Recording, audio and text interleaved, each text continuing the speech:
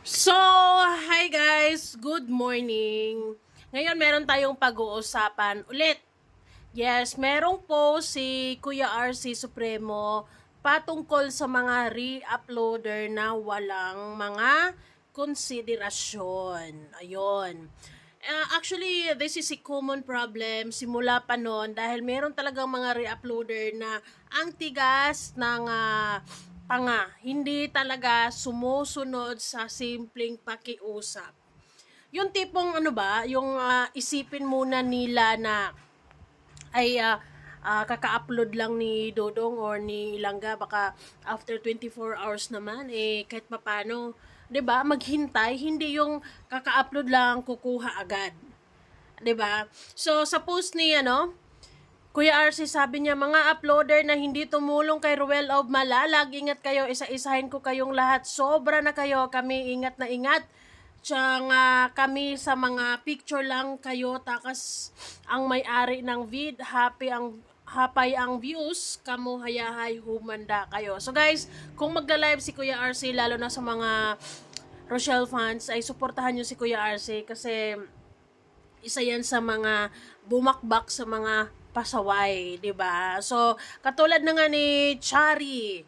Ayun, actually mas mataas nga yung views niya kaysa original. So, sabi ni Kuya RC, ang rules daw kahit papano, alam niyo, kung medyo matagal na yung video, o kumuha ka ng kahit mga ilang seconds, 'di ba? Pero ang ano talaga, ang sinasabi talaga ni Dudong picture lang tapos lagyan daw ng music. Hindi yung kukuhanin yung kukuha ka ng pang reels. Pero sana kahit medyo matagal na yung video,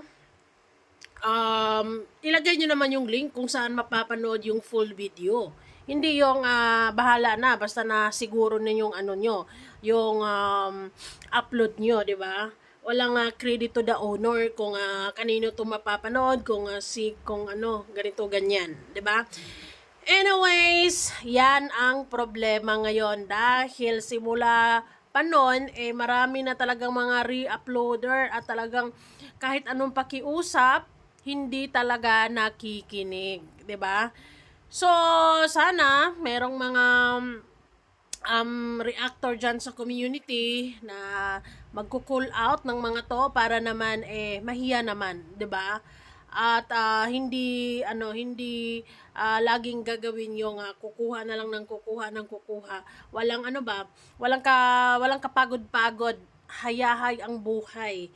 Maghintay na lang ng finished product and then bugs kukuhanin, ayun, upload, tapos umabot ng ilang milyon ang views and then wala lang. 'Di ba? Ayun, masakit 'yan sa bangs, lalo na sa may-ari ng video, lalo na sa mga totoong taong mga talagang umaakyat pa ng bundok, sa malayo, mainit, rain or shine actually, para lang makahanap ng matutulungan. Tapos yung mga taong to, talagang basta na lang kukuha ng mga videos without any alam mo yon, yung credit to the owner kung saan mapapanood. Anyways, kung gusto nyo sundan ang kwento ni Ashley, yung baby na yan, nasa upload yan ni Dodong for sure. For sure, marami pang mga updates yan sa mga susunod na araw about her. Nakakagigil naman talaga. Marami naman talagang naku-curious at nakukyutan kung anong nangyari or sino itong batang to. And I guess mapapanood nga to sa KMGS, 'di ba? So parang nag-approach ata ang team ng KMGS and makuha na ng information or kung ano pa man, dahil 3 years old lang ata yan and then 40 or 50 kilos na yung bata na yan. So sobrang bigat talaga.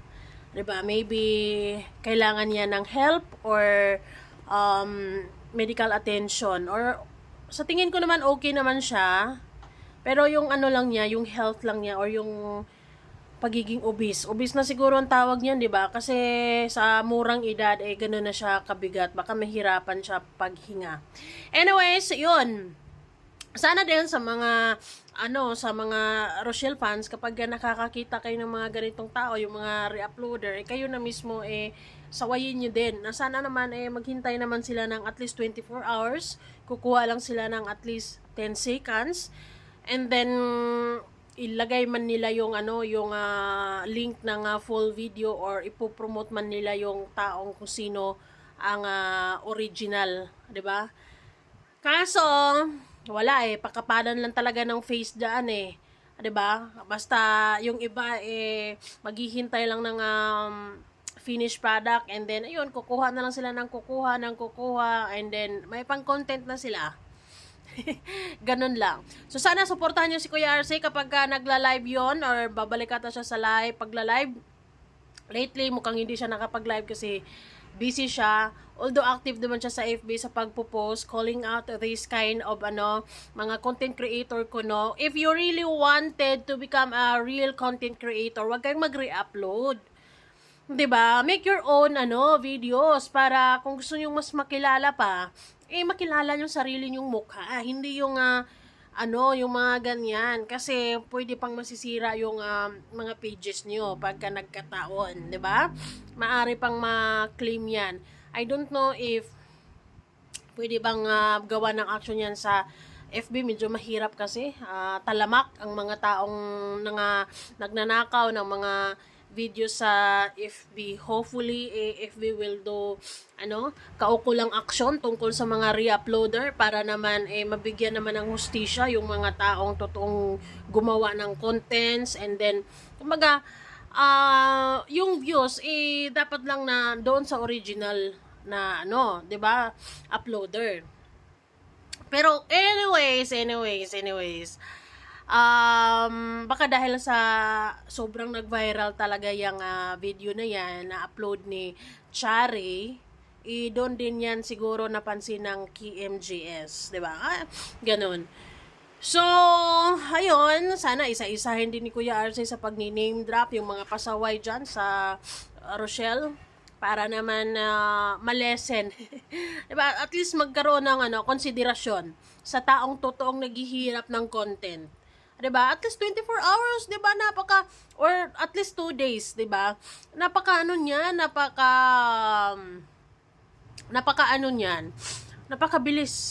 ng hiningi na at least hayaan na munang bumuelo yung original, yung totoong kaysa bago mo kuhanin, 'di ba? So sana atong si Chari na call out naman to. Sana nakita niya yung mga posts, or siguro marami na rin sa mga Rochelle fans na nagko-comment din dito sa sa content creator na to, or di ko masabing content creator because if you say so content creator, you do create contents. Pero nagnanakaw 'di ba? Nangunguha ng mga contents ng may contents para lang may contents din siya, para din may mai-upload din siya. It's so unfair. So sana talaga ay na yan, madala naman sa susunod, 'di ba? Mahiya naman siya na kukuha na lang ng videos ng ganun-ganun na lang, at grabe, sobra ang laki ng views niya kumpara sa views ni Dudong sa original sa original uploader, 'di ba? So, 'yun, I hope na Kuya RC as reactor ng community will do action or do live to call out these people para naman madala naman, 'di ba? Para at least makalma naman sila at may consider naman nila yung rules, 'di ba? Kung pinapayagan kayo na picture lang, hindi picture lang. Kung after ilang araw, pwede kayong kumuha ng ilang segundo, pwede, pero I think ilagay nyo naman yung link or credit to the owner para naman kung saan maabot yung mga videos nyo or yung video na yan, yung mga tao, posibleng 'di ba, subaybayan ang channel ni Dudong na para masubaybayan nila ang kwento ng bata, 'di ba? Anyways, ayun, sana i-consider din ng mga re-uploader ang bagay-bagay na katulad ng ganito, kasi hindi rin basta-basta ang ginagawa nila. Yung iba, basta kuha na lang.